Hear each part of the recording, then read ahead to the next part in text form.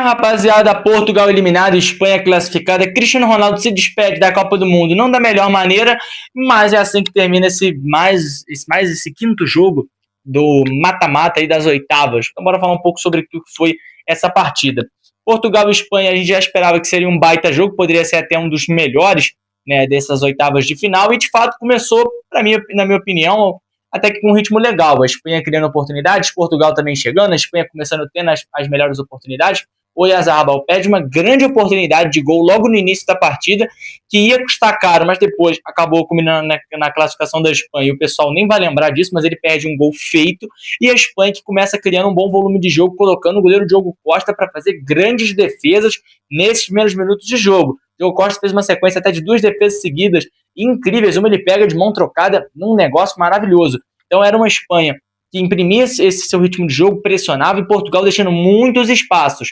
Portugal ele melhora depois da parada para hidratação, onde o técnico conversa com a equipe e parece que Portugal dá uma organizada, consegue se arrumar na saída e começa a pressionar os laterais ali, principalmente com o Nuno Mendes. Ele imprimindo essa velocidade para puxar a marcação, né, fazendo uma dobradinha na ponta de vezes com o João Félix, que também é um cara que tem um drible assim, interessante, tem essa agilidade, mas em geral, pelo menos o que passa para mim do primeiro tempo de Portugal, que não finaliza tanto, mas começa a crescer mais no segundo tempo, na segunda parte do primeiro tempo, é a característica dos pontas, né? O Tata Martínez começa com o Pedro Neto de um lado e o João Félix do outro. Ele não começa com o Rafael Leão, ele começa com esses dois, na minha opinião. Por quê? Acho que eu dei um tapa no microfone, perdão aí.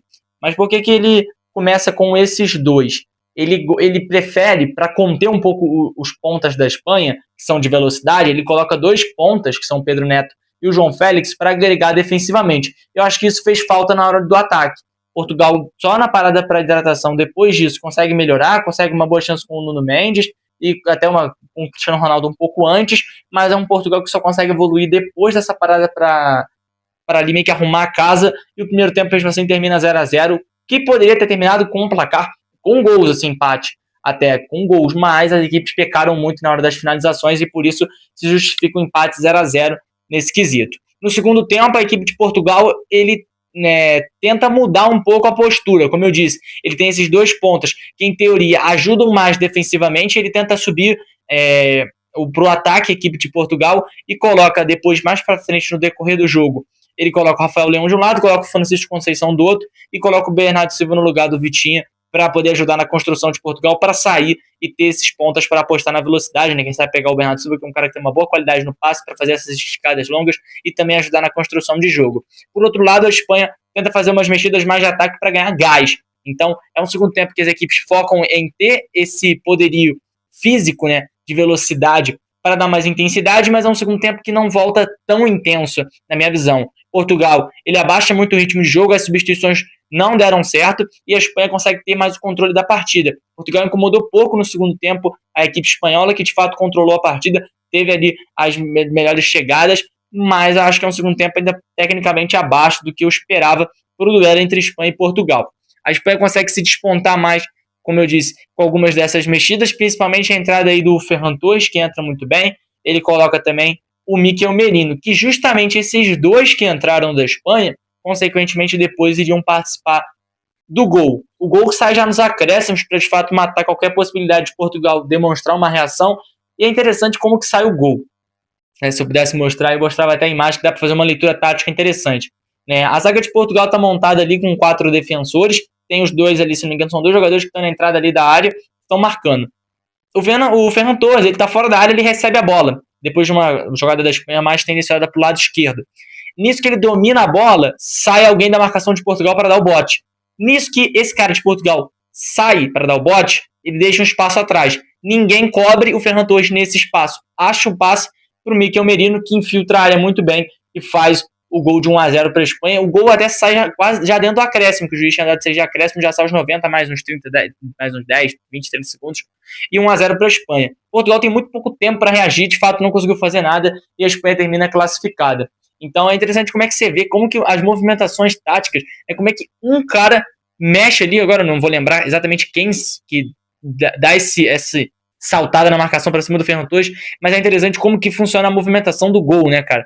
um cara, ele se adianta, aí o outro teria que cobrir ele, não cobre, aí fica esse, tipo, um que era para cobrir o outro, não cobriu, e fica um buraco, e é onde a Espanha vai lá e ataca muito bem para sair classificada. Olhando aí o lado português, né, Cristiano Ronaldo em sua despedida, né, na sua última Copa do Mundo, termina eliminado, e falando um pouco sobre o jogo dele, é aquilo, cara, a bola chegou pouco para ele não é aquele cara que vai sair para construir, em certos momentos teve que até voltou, mas, assim, a participação dele, quando ele não aparece muito para finalizar, é baixa, ele finalizou algumas vezes ali, se eu não me engano, lembro de 2 ou 3 finalizações dele, uma mais no primeiro tempo, que foi uma defesa do Unai Simon, mas de fato um Cristiano Ronaldo que pouco entregou nessa Copa do Mundo, né? Conseguiu fazer uma boa partida contra o Uzbequistão, se não me engano, na fase de grupos, que ele mete 2 gols, e no outro jogo ele foi decisivo, marcando um gol de pênalti, marcando seu primeiro gol em mata-mata de Copa do Mundo, nessa sua última edição. Mas é um cara que deixa uma marca muito importante para Portugal em Copas do Mundo, se tornou o maior artilheiro, passando o Eusébio, são 11 gols em 27 partidas, marcou gol em todas as Copas que jogou, e de fato é um cara que é uma liderança, né, para o grupo português, né, apesar das um pouco mais conturbada esse final dele de Portugal, né, com algumas pessoas atribuindo muitas críticas a ele.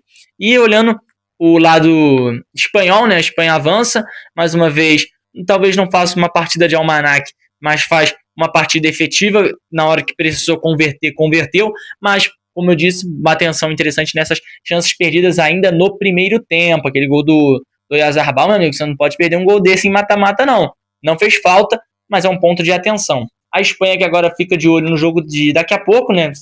O vídeo deve estar saindo umas 7, 8 horas.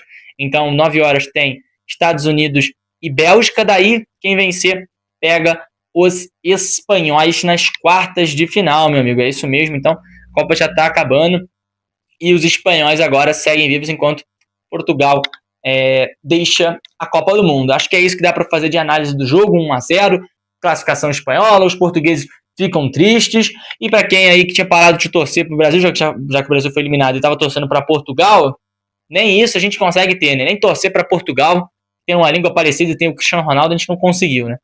Mas é isso, se você gostou do vídeo e quiser acompanhar mais conteúdo de Copa do Mundo, entra aqui no canal, de vez em quando a gente consegue fazer as análises dos jogos, dos jogos que eu assisto, com maior atenção e tudo mais, para perceber algumas análises minhas. Eu posto um vídeo longo, se não me engano, a gente está quase em 30 já análises dos jogos da Copa. Tá bom, né? São uma média de 100 jogos da Copa, ainda não acabou todos, mas devo conseguir fazer umas 30 análises, então, sei lá, minimamente aí 20% da Copa eu consegui analisar, né? Mas todo dia tem vídeo curto falando dos classificados, dos eliminados, de curiosidades, de notícias. Então fique ligado aqui se você quiser, tem vídeo todo dia 9 horas da noite, né? Vai sair antes do Estados Unidos e Bélgica. Quando estiver começando o jogo, você já entra aqui no canal, vai dando uma olhadinha nos vídeos.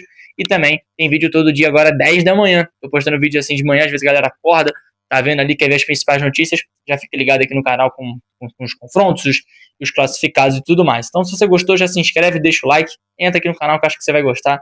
É isso, valeu e tchau!